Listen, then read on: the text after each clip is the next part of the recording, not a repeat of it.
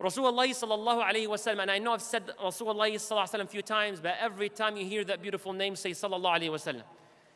He says a hadith, there's two parts to it.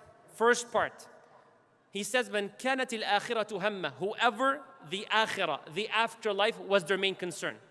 Pleasing Allah, their main concern. Going to Jannah, their main concern. Not going to Jahannam is their main concern. Being with Rasulullah sallam is their main concern. You know what the Prophet sallallahu alaihi wasallam, he says, "Ja'ala Allahu ghinahu fi qalbih." Allah will make your wealth, your richness, contentment in your heart. Allahu Akbar. So where is your wealth? Where is it? In the heart, not in the pocket. So if you're that person, no matter how little money you have in your pocket, you'll always feel rich. May Allah make you of that group. I'm not done the fruits of that yet. He says, whoever akhirah is their main concern, Allah subhanahu wa ta'ala will make the contentment, that richness in your heart. وَجَمَعَ اللَّهُ عَلَيْهِ شَمْلَهُ, and Allah will take care of your affairs, your concerns.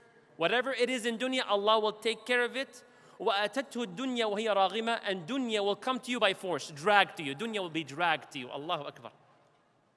As the opposite, and whoever dunya was their main concern, all what I want is that job, even at the expense of my faith. You see that? They chose dunya over akhirah. I want to get to be with that person. Even though it's on the wrong path, at the expense of akhirah, it doesn't matter. I want that individual. I want to be with them.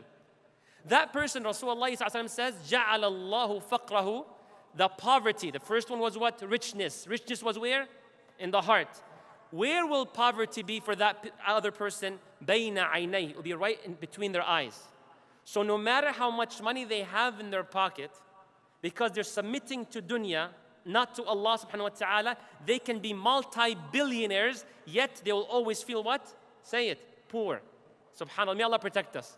So جَعَلَ اللَّهُ فَقْرَهُ بَيْنَ عَيْنَيْهِ, and Allah will disorganize their life. Everything is going wrong, everything is messed up, may Allah protect us. And at the end, the Prophet sallallahu alaihi wasallam says, only what Allah has designated for them is what they will get. And they're going outside the limits of Allah, disobeying Allah for rizq and sustenance, yet they chose to submit to the dunya. May Allah protect us, may Rabbil Alameen. There's a lot of examples to share with you. Abdullah bin Hudhafa radiallahu anhu, example of a Hanif, Muslim, upright. Aisha radiallahu anha, Khadija bint Khuwaylid, Umar bin Khattab radiallahu anhu, Muhammad sallallahu alaihi wasallam. Wonderful stories and examples. But for the sake of time, I want to go to a story about an individual in which Rasulullah sallallahu alaihi wasallam, there were a lot of prophets, correct? There's a lot of prophets. And the Mashaykh can correct me if I'm wrong. The only time in the whole Qur'an that I'm aware of, the only prophet in the whole Qur'an in which Allah told Muhammad sallallahu alaihi wasallam to look up to by name, that he is uswatun hasana, is which prophet? Ibrahim alayhi salam. Allah says, قَدْ كَانَتْ لَكُمْ أُسْوَةٌ حَسَنَةٌ فِي Ibrahim. Allahu Akbar. So Ibrahim is Muhammad sallallahu alayhi wasallam's role model. So can I go to our Prophet's role model, talk about his example, his submission, and how he was? You know what Allah said about Ibrahim alayhi salam? Allah says in the Qur'an, أعوذ بالله من الشيطان الرجيم بسم الله الرحمن الرحيم قل صدق الله فاتبعوا ملة إبراهيم حنيفا وما كان من المشركين. O Muhammad, tell the people, Allah is saying the truth. And Allah says in the Qur'an, all of us follow the deen, follow the millah of Ibrahim alayhi salam. Allahu Akbar. One more. Allah says, ما كان إبراهيم يهوديا ولا نصرانيا ولكن كان حنيفا مسلما. Allah says Ibrahim was not a Yahudi. Allah says Ibrahim was not a Nasrani. Ibrahim was what? Hanif, upright, Muslim, submitting to Allah subhanahu wa ta'ala. وَمَا كَانَ لِلْمُشْرِكِينَ. And he was not a polytheist. Are you ready to delve with the next 12 minutes or so that I have about Ibrahim alayhi salam? Ready, inshallah? Ibrahim alayhi salam was tested right and left. But one of the greatest tests he ever saw in his life is as follows. Ibrahim alayhi salam was getting older and older and older, no children. He has Sarah as his wife, and he has who else as his wife? Hajar. May Allah allow us to be with them in Jannah. So Ibrahim alayhi salam is getting older, prays to Allah, Rabbi habli min as-salihin. Ya Allah, please grant me a righteous child. And I pray to Allah subhanahu wa ta'ala two prayers. I pray to Allah, whoever amongst us has children, may Allah make them righteous. And I pray to Allah that amongst us, whoever does not have children, may Allah grant your righteous children. Ameen. So he kept praying to Allah, Rabbi habli min as-salihin. Not too long after that, Allah knows when exactly, Allah says, فَبَشَّرْنَاهُ بِغُلَامٍ حَلِيمٍ. We give him the good news of not a child, a fantastic, phenomenal child who is patient. Can you imagine a patient child? That's amazing, correct? You tell them, go to sleep. He's like, okay, I will, Allahu Akbar. Go eat, okay, I will, Allahu Akbar. May Allah make our children wise, righteous, like Ismail alayhi salam. Moving forward. That child was growing right in front of the eyes of Ibrahim alayhi salam. And you have to appreciate this. After many years of not having children, the joy is unmatched, correct? Yes or no? So excited, so happy. Everything is about my son Ismail, about my son, etc.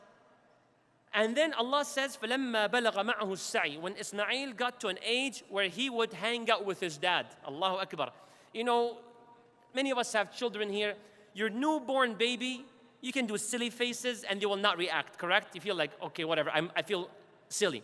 But then the older they get, you're like, this is the real deal. The 3 years old, 5 years, that's the real deal. When you walk home and they run after you.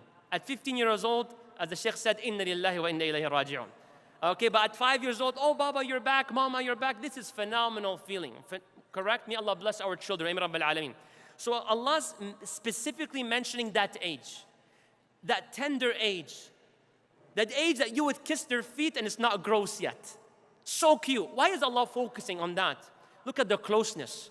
But then after that, Allah says in the Qur'an that Ibrahim alayhi salam had a dream. And perhaps many of you heard that before. He says what? In my dream, I dreamt that I was slaughtering Ismail alayhi salam. And FYI, for your information, revelation to prophets can come while they're awake. Jibreel alayhi salam comes as an example. And revelation comes when they're asleep as well. Awake and asleep. The sleeping is through dreams. So he had the dream that I have to slaughter my son. That is what? Revelation. And this is a test coming once again after he was thrown into the fire. And this test made the fire seem so small. Are you guys with me? Because even Allah says this is bala mubin, clearly a test. May Allah protect us. How did he react to it? How did he react to it? I have to go slaughter my son? Are you serious? What would some people say? May Allah protect us and forgive us. What's the wisdom behind that? I will not do anything in the Qur'an. I will not do anything in the authentic hadith until it makes sense to me. They do that sometimes, right? It doesn't make sense, I'm not doing it no more. We're in 2019, akhi. La hawla wa la quwwata illa billah. We're not uneducated people because we do things that do not make sense. We are educated people because we do things of what Allah said to us, yes or no? Because Allah, we trust Him. We're not uneducated people. We're very educated. That's why we trust Allah subhanahu wa ta'ala. Simple example. I know there are other exceptions to the rule, but in general, a doctor tells you, take a tablet for your headache every 8 hours. I don't know when was the last time someone told the doctor, why not every 6.5 hours? Tell me the wisdom why the pill should be taken after every 8 hours. Until that makes sense to me, I will not take the medication. The doctor will tell you, are you okay? Let me give you another medication. Correct? He's like, I studied this. I've been in school till like I was 45 years old. I delayed my marriage. I did all that stuff as an example. And you're questioning my intellect? May Allah forgive us and protect us. And you do, many of us, we changed car parts and you had no clue what's a shock absorber, yes or no? Just say it, admit. He said, you need to change the calibrator. He's like, yeah, okay, sure, change it. You have no idea what it is. You trust the mechanic. Allah's the best of examples. How dare you and I question Allah subhanahu wa ta'ala when thing is authentic and clear? Agreed? Agreed? Because if it has to make sense to you, that means you want to be Allah. What did he say? One more time. If everything has to make sense to you, then you want to be Al-Hakim, the All-Wise. And it's only Allah who is Al-Hakim. Because if it has to make sense to you, then the Sahaba would never believe Muhammad sallallahu alaihi wasallam went from Mecca to Al-Aqsa, yes or no? Within hours. But they still believed. Because if I used my mind 40 years ago, oh yeah, Muhammad sallallahu alaihi wasallam, I don't know how he did that overnight. Usually it takes 2 months. I know what, I'm out of this religion. If you want to use your mind. But now you're like, yeah, it makes sense. So when we tell you the angel of death does this and the angel of death does that and Allah provides this way and Allah cures that way, and as the Sheikh said, may Allah bless him, Allah tests you in that way, Submit the way the Sahaba submitted to the traveling overnight. May Allah forgive us and protect us. Ameen. So Ibrahim alayhi salam is being notified what? I need to slaughter my son. Revelation. He did not ask. And feel free to raise your hand if you have an ayah or an authentic hadith. And I'm not kidding. Stop me in the middle of the talk. If you know of an authentic hadith or an ayah for Ibrahim, if Allah told them the wisdom behind that. Just slaughter him and that's it. Ibrahim alayhi salam did not ask for a dream interpretation.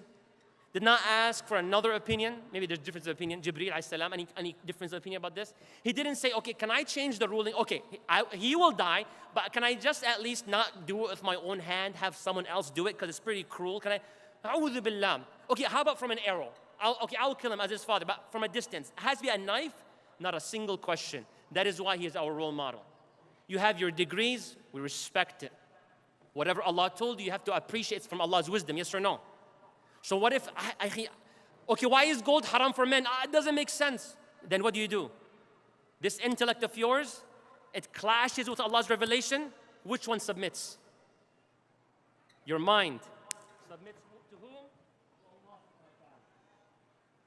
That's what you do. With all your degrees, all your experience, that's what you do 5 times a day. May Allah protect us and forgive us.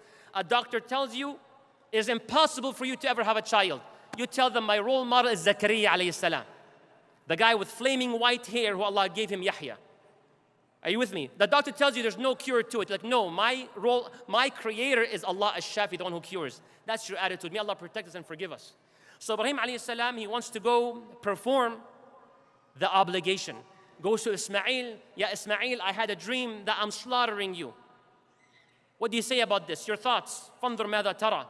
Ismail alayhi salam tells his dad, look what he says. Ya abati, my beloved father. So both are showing love to one another.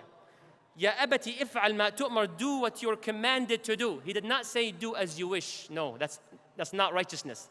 He's reminding his dad, do what you have been ordered to do. Allahu Akbar. You know, some of us would tell our parents, whatever. No, I'm telling you what, cheeseburger or chicken burger, show some respect. Like, whatever. What are you doing? May Allah forgive us and protect us. Ibrahim is about to slaughter his son. And he says, oh Father, my beloved dad, do what you're commanded to do. Allahu Akbar. Then he says what? He gives us a lesson right now. I will not delay it. He says it right to us right now. He says, you will find me, insha'Allah, min as-sabirin. Because Ismail knows I cannot handle this test without Allah's assistance. So right from the get-go, you realize to be able to be a Hanif Muslim, like Ibrahim and Ismail, you have to realize without Allah, we cannot do anything. Yes or no?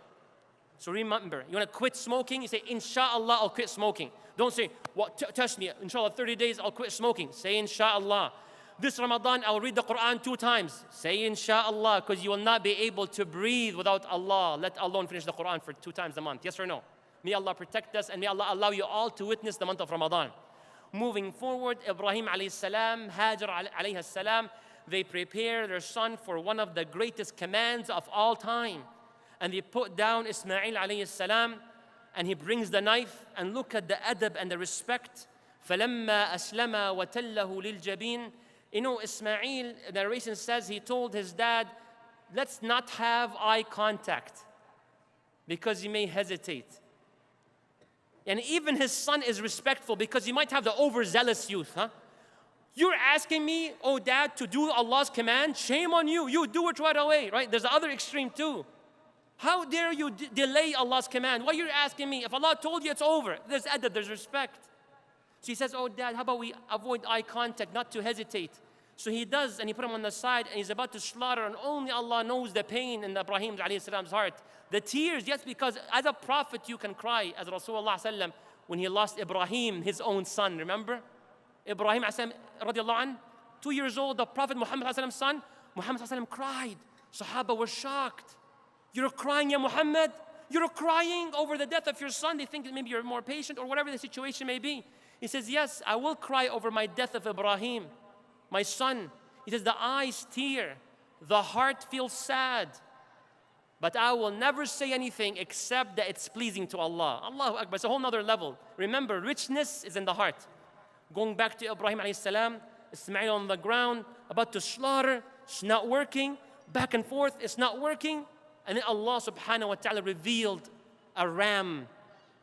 to Ibrahim, قَدْ صَدَّقْتَ الرُّؤْيَا. Ibrahim, you nailed it, you have fulfilled the obligation, you did it. Even Allah says this is the serious test. He says you have succeeded. May Allah protect us and honor every one of you, Ya Rabbil Alameen. I share with you this epitome of submission, because the next time you're told to do something, as-salah, respecting your parents, putting on modest clothing, realize Allah has a wisdom behind it. Even if the whole world tells you it's incorrect. I had one time a knee issue. I'll end inshallah with a recitation from a video in bi'idhnillah subhanahu wa ta'ala. One time I had a knee issue and I went to the doctor. He was of whatever background. So he says, you pray? I say, yes. He said, I'm telling you my personal opinion. I don't believe the knee was meant to be bent like that for 5 times a day. Wallah, that's why he said, I don't believe it was. With your research, with your books, with your PhDs, put it in the drawer and submit to Allah subhanahu wa ta'ala, because I believe the knee was meant to do that. Are you with me? Just submit to Allah subhanahu wa ta'ala. Not because you're uneducated, it's because you're very educated, because you love Allah subhanahu wa ta'ala and you trust Allah. So with that being said, may Allah allow us to be with Ibrahim alayhi salam, explain the ayat. I'm walking down just to appreciate it. 2 minutes, inshallah. Jazakumullah khair. Can we play the ayat, Brother Ibrahim? Also, the media team is also Ibrahim. This is wonderful. Allah Akbar. May Allah bless. Jazakumullah khair. سيهدين ربي هب لي من الصالحين فبشرناه بغلام حليم فلما بلغ معه السعي قال يا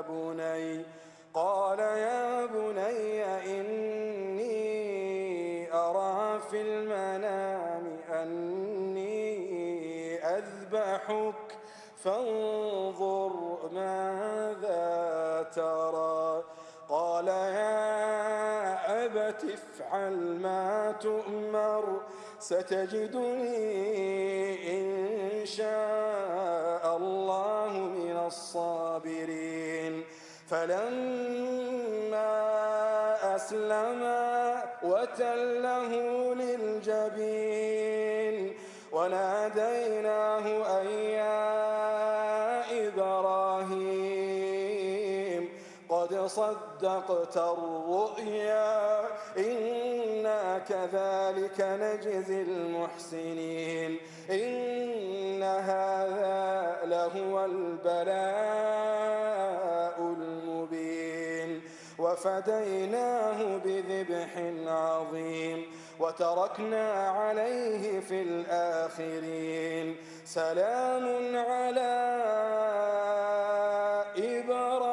إبراهيم كذلك نجزي المحسنين إنه من عبادنا المؤمنين وبشرناه بإسحاق نبيا من الصالحين وباركنا عليه وعلى إسحاق ومن ذريتهما محسن وظالم لنفسه